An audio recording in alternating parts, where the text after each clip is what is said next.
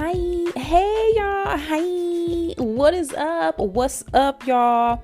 What's up? Welcome back to another episode of Black News. It's Kennelia here back again, and so happy and excited to be with you all for another week and another list of fantastic and just all around good topics. In case y'all new to the podcast, let me explain it one more time, and I don't gotta keep doing this, but I'm gonna do it for y'all. Black News is a weekly podcast where I break down current events, hot topics, and local stories involving Black people. This is where you come, and this is where we go, and this is where we powwow to talk about what's going on with us, okay?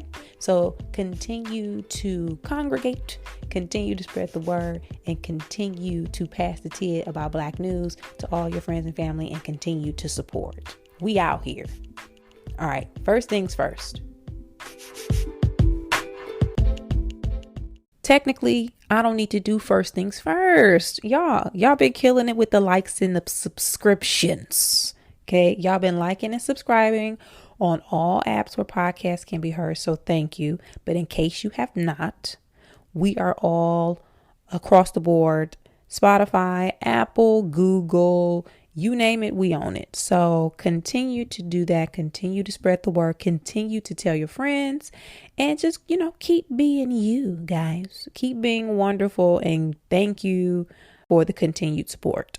All right, let's get into it. Now, y'all already know what's up. Y'all already know what I'm about to give y'all. The full versus recap, y'all. Y'all know I went to the verses, right? Y'all know I went. I told y'all as soon as I saw the message that 3-6 Mafia was going to be on versus Bone Thugs and Harmony, I got tickets. It took them a little while to upload the ticket link, but once they did, y'all, I purchased tickets. I had to be in the building because in case you missed it last time, or from last week's episode, I only want to now go to live entertainment, concerts, performances with people over 40 or with old souls, or if you got gray hair and a stomach. And Bone Thugs and Harmony versus 3-6 Mafia, they meet all of the criteria. Y'all, it was, So let me give y'all the full recap, because if y'all watched, y'all saw it went down, okay, on Instagram, YouTube, on the socials. But let me tell y'all what it was like actually in the venue. Okay. So first, y'all know I wanted to go. Y'all already knew this. And if you like Bone Thugs and Harmony or 3-6 Mafia, you are a certain type of person. Might I say hood? Okay. I'm from Flint. Hey, that's hood. I'm from the hood. I like hood music, hood rap. I like all of that. So I had to kind of figure out who would be comfortable, who would have a good time going with me to this event, because everybody ain't worthy and everybody ain't able. Amen. So I asked my cousin Corey if he wanted to go. Me and Corey, that's my cousin. We both from Flint, of course. Corey, like his favorite group, 3-6 Mafia. So I was like, you know what, Corey gonna have a good time. I hit Corey up in advance. Hey, Corey, we got tickets to go see Versus Bone versus 3-6, you trying to roll? He was like, cool. Yeah, let's do it. I was like, bet. I'm going to text you the information, but it's on Thursday. Be ready. Perfect. The day of versus, I was on my way out the house. I text Corey, hey, I'm on my way to your house. Okay. He was like, cool. I'm going to be there as well. He had to make a pit stop at the store. I'm sitting outside of his house waiting. Corey pulls up into the driveway. He gets out, goes into the house. I hit him up. He was like, yo, I'm home. I was like, great. Hurry up. Come on. For some reason, y'all, Corey was just in the house. I'm talking about a full 30 minutes past. I'm outside waiting on Corey to come outside so we can go to the show. Because again, we had to park. We got to walk to the venue. We don't know if it's going to be a line. I finally get out the car and go inside. Y'all, why did Corey not even realize or forgot or just was being weird that we were actually going to the venue? He was like, oh, we going? I was like, what are you y'all? When I tell y'all I wanted to drop kick Corey. Mainly because one, I've been planning for this. Two, if y'all know anything about me, y'all probably don't know this. I hate being late. I hate it. I hate being late. I have the unfortunate reputation of being of not lashing out, but being extremely upset with my friends if they are late to things, especially things that I really want to go to or was looking forward to. Long story short, I finally got Corey out of the house and into the car. So we get parked and into at the venue outside right as the DJ battle was ending. And thank God, because y'all low key, I ain't want to see that. Okay. I ain't want to see the DJ battle. Now, if you don't live in LA or Hollywood or any of the surrounding areas and you're a black person, you see on TV like they show Inglewood and all this stuff. So you think it's hella black people in LA. But if you in Hollywood, ain't no blacks. Everybody who moved here be like, yo, where are the black people at? We spread out. But y'all want to know where all the black people was? Outside of Versus waiting to get in. All the black people was at Versus.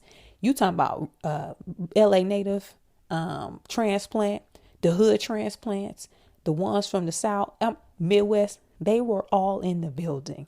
Saw a couple friends in there. It was a good old time. It was good. So we go in Versus. Stop at the bar, get a little cocktail because it's going to be fun. It's going to be a fun night. Go into the main area. It was at the Hollywood Palladium. Standing room only. And we talked about this on the podcast a couple of weeks ago. When it comes to like festival type venues and like that standing only, I'm not going to be in the mix, in the crowd. So me and Corey stayed towards the back area, which was, you still could see, it was great view. And it was like kind of like, it was just a good place to post up. So immediately, as soon as we got in, Fat Joe comes out. He does introduction, flips his coin, Bone Thugs and Harmony comes out. 3-6 Mafia comes out. Now, ahead of time, we saw this. Busy Bone was on social media losing his mind.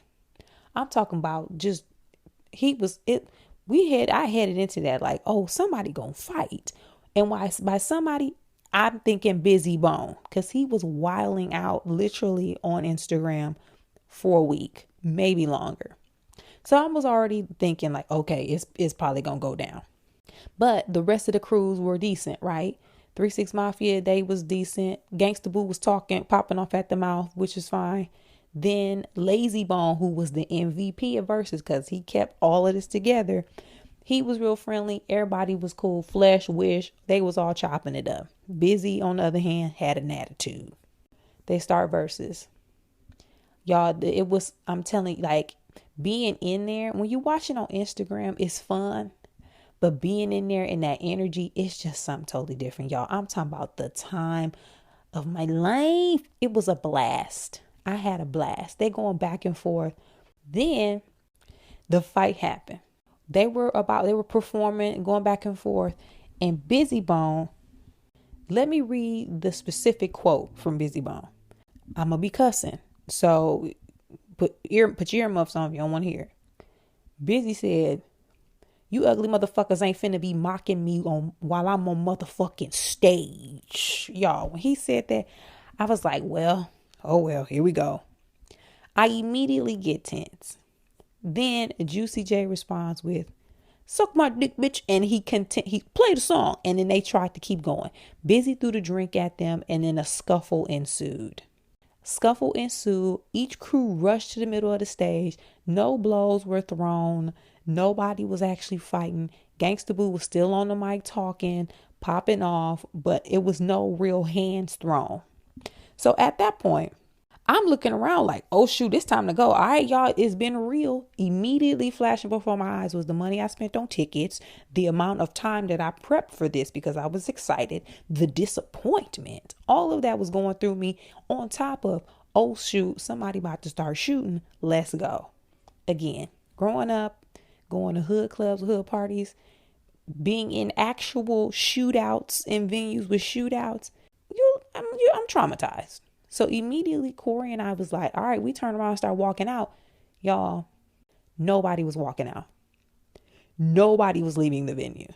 When I tell you this LA crowd didn't move, they literally just stayed there. I'm thinking, oh shoot, somebody about to start shooting. I'm looking around. Oh, they must want to get shot because they're not leaving. They have never been in the crossfire. At that point, I was like, okay, So I go to Instagram to see what the streets was saying.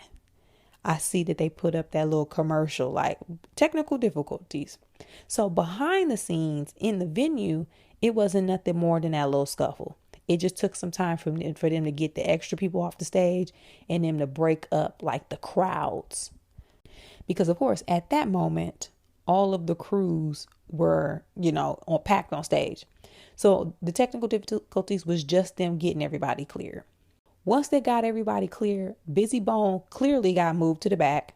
He was on timeout. He came back a little later with the pouty face and apologized as he should. But the show continued to go on without any other issues. So first, before I get into like the appearances and whatnot, people were talking about how whack the LA crowd was. And I agree. Now, but it's different levels of the crowd. So what I've noticed, especially out here, when it was a song that came on that people was really feeling, they would immediately put their cell phones up. And if you watch like the replay on YouTube and other platforms, you can see all of these phones in the air, because I'm assuming, and I guess this is the trend of the times, when people are having a good time, they don't enjoy it in the moment. They want to capture it on their phones. So that took away from the interaction with the crowd. The second thing, Bone and 3-6 are very regional artists. Ain't neither one of them out here. Now, Bone got a huge presence or a huge fan base out in LA. And y'all, surprisingly, they got a lot of Hispanic friends. It was a lot of Hispanic people up in there with Bone t-shirts on, rapping all the lyrics. Like, it was surprising. I was like, oh shoot, they was really on Bone. Because Bone got that West Coast vibe. Just looking at their outfits and how they carry themselves with the beads and the braids and the ponytail in the back, they look like they Cali dudes. But a lot of the people who was like feeling the performances weren't in camera shot. They were like back. Because where I was standing, people was going nuts, crazy, rapping hard, y'all. At one point, y'all could probably hear me on the YouTube playback screaming. I mean, I was literally screaming. Anyway, so the crowd was whack, but there were pockets of people in the crowd. You can tell who the transplants were from the South. You can tell who the transplants were from the Midwest, which is typical of LA, right? Because LA is a hodgepodge when you're not in LA proper. When you're in Hollywood, it's just a mix of everybody. So that can kind of speak for the crowd, but they were kind of whack. Now, the guest appearances. We talked about this a little bit on the podcast a couple weeks ago, but I told y'all I kind of named a high level list of people that could have brought out.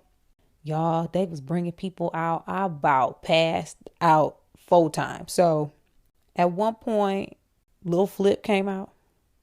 And I was like, yo, is that Little Flip? I ain't seen Lil Flip. Now, he probably be on the road. He doing shows, of course. But who would have thought that Lil Flip was going to come out?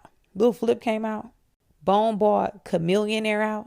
Y'all, Chameleonaire doing like cryptocurrency and real estate, some shit. I was like, yo, Chameleonaire? At that moment, I was like, oh, they really going to bring everybody out. That solidified it. When they had Lil Flip and Chameleonaire, I was like, oh, everybody in the bag. Project Pat came out. And let me say this. When we talk about crowd reaction, out of all those people y'all saw on social media, on Instagram, YouTube, or wherever you watched it, the reaction that y'all saw, the biggest crowd reaction was Lil Jon. Out of every guest, when that beat dropped and Lil Jon hopped his little butt from backstage, people went crazy, berserk. Lil Jon got that energy. Lil Jon is undefeated when it comes to concerts and get hype songs and just that, I'm talking about the crowd went nuts. So Lil Jon came out, Wiz Khalifa, Lil Wayne. When Lil Wayne came out, I was like, yo, Lil Wayne don't even want to do verses himself. He been ducking and dodging this the whole time. So the fact that he showed up, I was like, this is a show. Y'all, I lost my mind. Lil Wayne came out. They found Tasha to sing on Thuggish Ruggish. Y'all already know I was living. Okay, I was living. Tasha came out. They bought Young Buck, Terrence Howard, y'all. Terrence Howard. So when they, those the little drum taps on the front of It's Hard Out Here for a Pimp. When that dropped, I was like, yo, is Taraji P. Henson here? So I'm like looking around yelling like, yo, is Taraji here? I forgot that she was on Annie Live that same night. But then as soon as I said that, y'all, Terrence Howard brought his ass out on the stage, man. Y'all, and this what got me. Y'all, this what got me. I ain't gonna even hold you. When they bought 8-Ball and MJG out, ooh, they're literally, that's when I was saying I was screaming. If y'all go back to the YouTube video, the replay, and when 8-Ball and MJG come out, you can hear somebody screaming. That was me. I was literally in the back by the cameras screaming. I'm talking about, I ran in a circle, y'all, when 8-Ball and MJG came out. You can't tell 8-Ball, y'all know, if y'all know 8-Ball and MJG, do your research, okay? 8-Ball and MJG walked so Outkast can run. Check your history. 8-Ball and MJG came out, I passed out. I ain't even gonna hold you. So another high level list one more time. Terrence Howard, 8-Ball and MJG, Lil Wayne, Wiz Khalifa, Lil Jon, Tasha, Young Buck, Lil Flip, Chamillionaire, Project Pat. It was some little dude, some little young dude. He was kind of fat. I don't think his name Duke or something like that. I don't know. He was jamming. Y'all, it was just a good ass time. I'm talking about, it was just a good time. Also, I have confirmed within myself, if it's a versus with some old artists, I'm going. I'm going to even fly out, y'all. And I suggest that you all go to, if you like live performances, if you like old school. And I hate even saying it, it's old school, because it just makes me feel old. And it was just the 90s and the 2000s. But if you like 90s and 2000s hip hop music, R&B, all that, y'all go to Versus. It is a fun time. Everybody there have a good time. The crowd, people was respectful. Wasn't no drama. It wasn't no just craziness. I will say though, and this is just a side note though, on the way out, it was this dude out there bragging, yelling out loud about how he got in with a fake Vax card. Y'all, that ain't the flex you think it is. Yelling it and going to like large events and concerts and things, and then bragging about how you flexed your fake Vax card to get in. It's not a flex. Just shut up. If you got the fake, just shut up. Don't nobody want to hear that. I just have to say that because it was ignorant. But again, y'all go to Versus if you have the opportunity to go to Versus. It was so fun. Also, apparently Swiss Beats was in the comment section complaining, or not complaining, but venting. I'm going to read y'all some of the tweets because I thought they were hilarious. First, he said, artists be acting all the way out talking about, I'm not going on stage until my favorite cup is in my room. Ain't did a show in 23 summers and want to charge us like the sold out stadium prices. Talking about yesterday's prices, not today's price. Cameraman is not getting closer. I told y'all this is the bootleg version. For HD, go to Triller or Fight TV, because the artists are asking for metaverse numbers and we can't afford an Instagram budget. Another Swiss Beats tweet. Coming on stage after getting paid 10 shows and 1 versus just to get on stage drunk AF and late. I'm just saying, okay, let me watch the show now. Talking about we not going on stage until my homie called from Rikers to do the prayer. New rule is if you don't start on time, you don't get paid on time. Versus is not free. They charge us 5 times they do non-black shows. This was amazing. One of my favorite verses ever. So basically it sound like artists getting paid for verses. They back there cutting up. That's why the camera quality be whack on Instagram, because they now got to pay people. Hey, and I understand it. So there you have it. I had a ball. And yeah, if y'all have the opportunity to go, I highly recommend it. In regards to the actual competition, I do air quotes, who y'all think won? I got 3 6 Mafia, only because their guests were a little more, I don't know, it was more surprising, right? They're more surprising. And what I'm learning with both of them, they're very niche artists. So I love 3-6 and I love Bone Thugs and Harmony. But the 3-6 vibes was just stronger for me. I'm a roll with 3-6 Mafia. And for the fact that they bought out 8Ball and MJG, they won it. Period. That's what I got. Let me know, did y'all watch? Let me know y'all thoughts. Give me the details. What was it like watching from your perspective? Did y'all even tune in, or did y'all check out after the fight and just abandon it? Honestly, I think this is one of the top 3 verses of all time, but I could be biased. Let me know what y'all think. Hit me up on Twitter, Instagram, and Facebook at Kennelia. People have launched a petition on change.org titled "Stop Interviewing Will and Jada Smith." Y'all, people are... Oh, before I even continue, underneath that it says, "Poor Will Smith." People are so fed up with clips and snippets and interviews and blurbs from Will Smith and Jada Pinkett Smith that they launched a change.org petition to stop interviewing them. And get this, 21,000 people have signed so far. 21,000 people said we over this. Y'all, a mess. A complete mess. So, as y'all know this, Will Smith just recently had a book that came out. I heard the book was fantastic. Audio version and, the actual hardback copy. People have been talking about how detailed and specific it is, how motivational, encouraging. I'm planning on getting the book. I think, and I just love Will Smith and he is a very good storyteller. So I'm looking forward to reading it. But and y'all should know this by now. And by y'all, I'm not talking about the Black News listeners. Okay. I'm talking about them other people.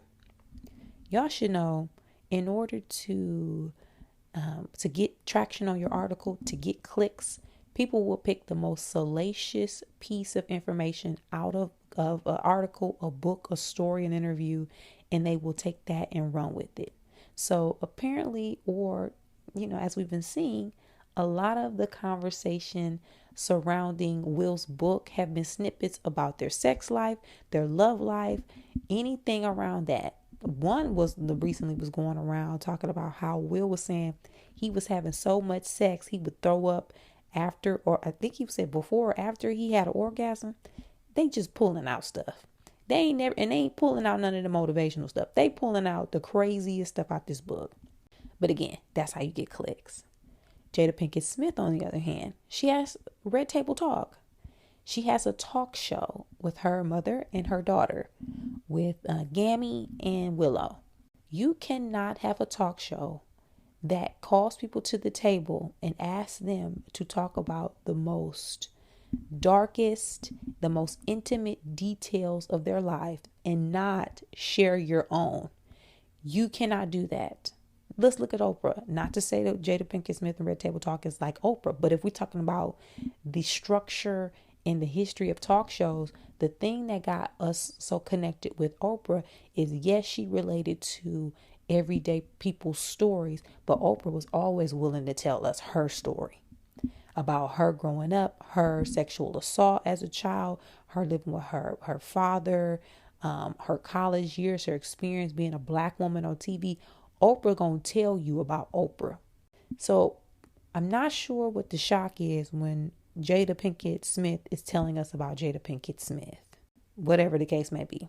But people have gotten so annoyed with this that they want to shut it down. And it could be a totality of things, right? We saw last time, or a couple weeks ago, maybe a month or so ago on Red Table Talk, Jada Pinkett Smith's statements were taken out of context when she was talking about the level of intimacy and having sex with Will Smith. People who ain't even watched the video was taking it and running with it, taking that one little snippet from an article and running with it. We know what happened with her and August Alsina. That's a whole nother story. People took that and ran with it. Their entanglement became a thing.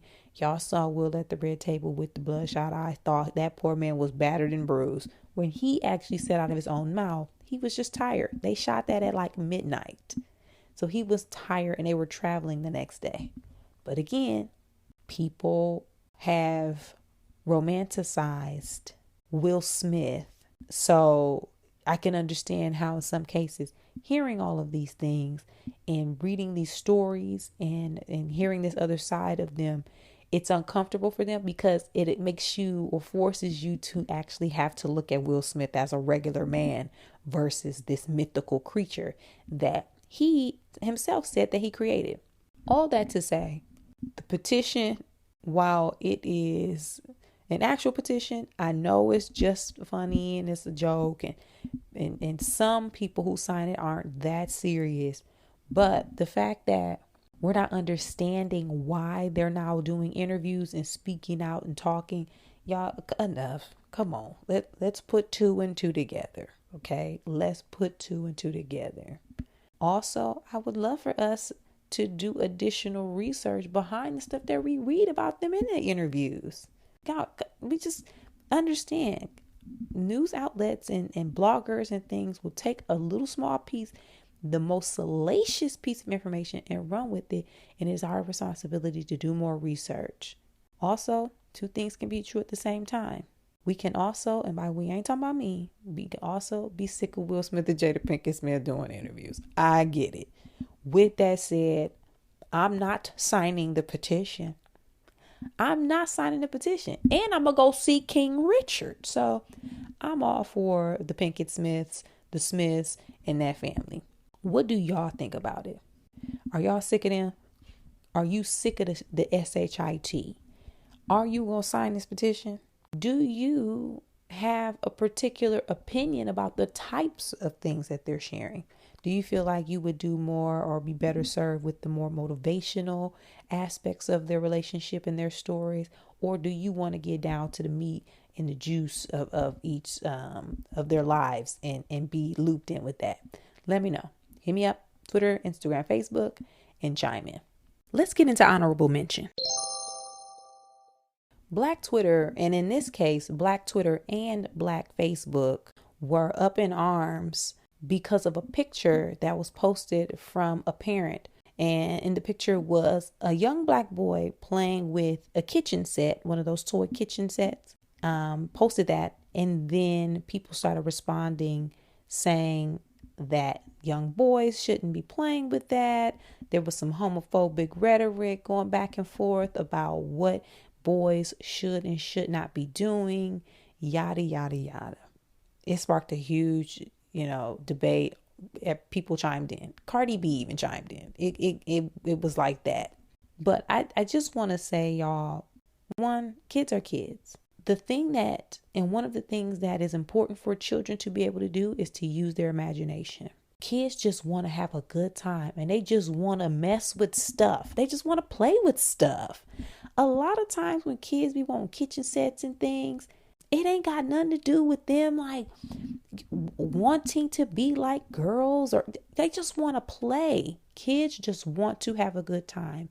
And as parents, we should be in a space of fostering creativity, fostering the space for them to be able to express themselves.